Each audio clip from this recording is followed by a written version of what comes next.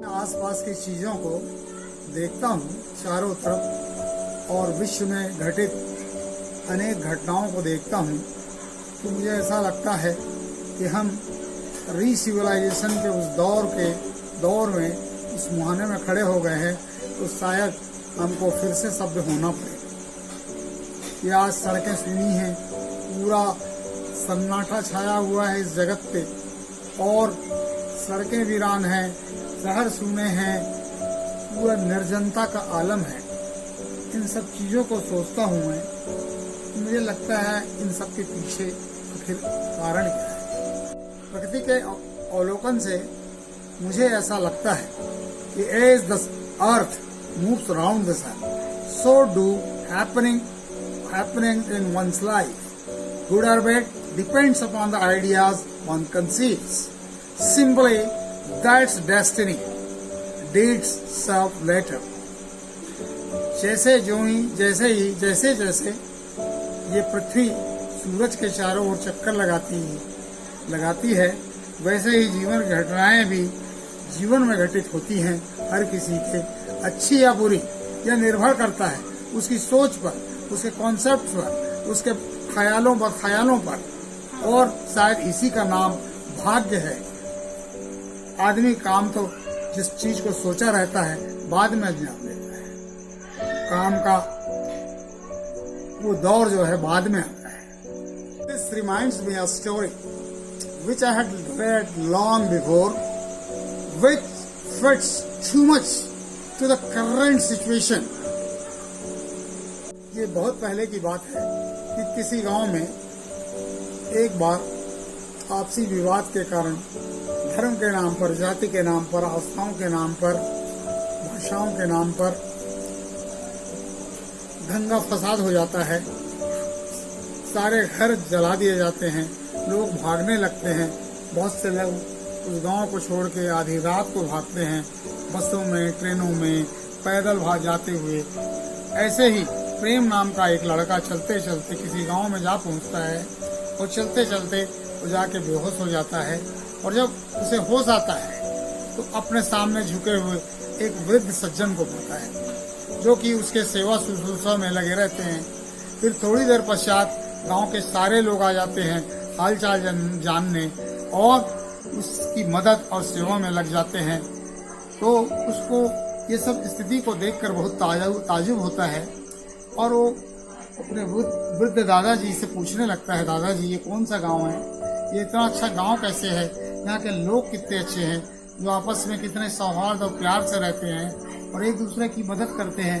मैं तो वहाँ का निवासी हूँ, जहाँ एक गांव का रहने वाला हूँ। ये तो छोटी छोटी बातों पे, न्यूसेंस पे लोग आपस में लड़ते रहते हैं, धर्म के नाम पे, भाषा के नाम पे, जाति के नाम पे, छोटी मोटी चीजों को लेके हमेशा लड़ा करते हैं। उस गांव में मंदिर भी है, मस्जिद भी है और भी उपासना गृह है, लेकिन सबकी आस्थाएं अलग हैं, अलग अलग जाते हैं, लेकिन फिर भी उनमें एक वैमनस्य और राग द्वेष सा बना रहता है और कभी ये झगड़े के रूप में सामना हो जाता है। अभी हाल में जिस स्थिति से मुझे इधर दूर भागना पड़ा है, वहाँ दंगा हो गया था, सारे घर जला दिए गए, हम सारे गांव वाले इस गांव को छोड़ के आ गए और मतलब यहाँ पहुंचे हैं। यहाँ देखने के बाद ये स्थिति देख के मुझे तो ऐसा लगा जैसे मैं किसी स्वर्ग में पहुंच गया। तब उन वृद्ध सज्जन ने कहा, बेटा इस गांव का नाम बम्बुती है, मैं यहाँ की एक घटना जो बहुत सदियों पहले गुजरी है वो तुमको सुनाता हूँ। ये बहुत पहले की बात है, जब यहाँ पे कोई नहीं पाया जाता था, तब रेप्टाइल सरीसृप लोग रहा करते थे। उस समय जंगल में न केवल शेर, भालू, चीते ऐसे कुछ नहीं थे, केवल क्रोकोडाइल्स, मगरों का राज्य था, सरीसृपों का राज्य था। उस समय इनका राजा एक हृष्ट पुष्ट, बहुत बलशाली, बहुत बड़ा एक मगर हुआ करता था जिसका नाम मकरा था और सब उसकी प्रजा थी। ऐसे ही एक बार वो एक सभा आयोजित करता है, तो पॉपुलेशन को सॉर्ट आउट करने के लिए एक मीटिंग बुलाता है और उसमें यह आदेश पारित करता है कि कछुए जो बहुत ज्यादा संख्या में है यहाँ पे, बहुत से खाद्यान्न को खा लेते हैं, समाप्त कर देते हैं, उनको निकल जाने का आदेश पारित करता है। क्योंकि मकरा अत्यंत ताकतवर, क्रूर और बहुत ही खूंखार होता है। उसका ये पछुआ, ये कच्छप जो है वो ठीक से विरोध नहीं कर पाते। बहुत सारी प्रजा भी साथ देना तो चाहती है, लेकिन फिर एक तरफ दूसरे पक्ष में सोचने लगती है कि ठीक ही तो है, चले जाएंगे तो हम सब मिलके जो कुछ उपलब्ध है उसको ठीक से खाएंगे पिएंगे। वो भी सहमत हो जाते हैं और पशु भी वहां से चले जाते हैं।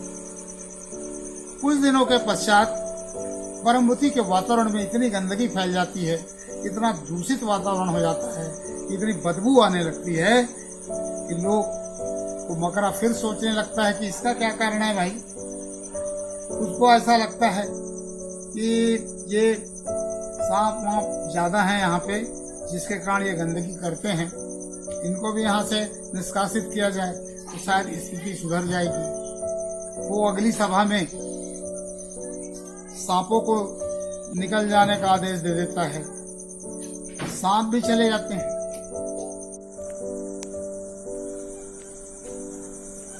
सांपों के चले जाने से सारे प्राणी निर्भीक हो जाते हैं, उनके मन से डर जाते रहता है और सांपों के काटने का डर अब नहीं रहता उनको, और वो निर्भीक होकर विचरण करते हैं, घूमते हैं, खाते पीते हैं, वातावरण को में गंदगी भी फैलाते हैं, उससे भी गंदगी और बढ़ते रहती है। तो मकर के दिमाग में ये बात आती है कि बचे खुचे जो सरीसृप हैं, चाहे वो छिपकली हो, बिच्छू हो, मकड़ी हो, मैं और जो भी है वो भी चले जाएं यहाँ से। उनके लिए भी वो आदेश पारित कर देता है। तो ऐसे सारे जानवर चले जाते हैं। इन जानवरों के जाने के पश्चात उस परमभूति में बेढ़कों की संख्या, चूहों की संख्या इतनी ज्यादा बढ़ जाती है कि ये मेढक, ये चूहे मगरों के अंडों को ही खाना शुरू कर देते हैं। स्थिति ये आती है कि ऐसे लगने लगता है कि एक दिन वंश ही नष्ट हो जाएगा, सारे अंडे ही समाप्त हो जाएंगे, तो ये जो रेप्टाइल्स फैमिली है वो ही नहीं बचेगी। यह देखकर मकरा अंतिम आदेश पारित करता है कि यहाँ सिर्फ अब सरीसृप रेप्टाइल्स रहेंगे, मगर ही रहेंगे, बाकी सभी जानवर यहाँ चले जाएं। यह आदेश प्रसारित होते ही सारे जानवर छोड़कर परमभूति को चले जाते हैं। कुछ दिनों के पश्चात एक सूनापन, एक एकाकीपन और वातावरण परिवेश में एक ऐसा बदलाव आता है। गंदगी, सड़ांध और एक लाचारगी, बेबसी, उकताहट का माहौल सा बन जाता है। तो उस वातावरण परिवेश में लोगों को वो सूनापन सताने लगता है और अच्छा नहीं लगने लगता है, और उनके मन से जो राजा का डर रहता है वो भी जाने लगता है। वो आपस में मिलके एक संगोष्ठी करके ये फैसला लेते हैं कि हम अकेले कभी नहीं रह सकते। हमारा यह परमभूति पहले ही बहुत अच्छा था जब हम साथ में एक साथ रहा करते थे। क्यों ना हम जितने जानवर यहाँ से गए हैं उनको फिर से बुला लें यहाँ, और सब हम हिल मिल के रहेंगे, शायद हमारे सुख के दिन लौट जाएं। और इस तरह से संदेश वाहक के जरिए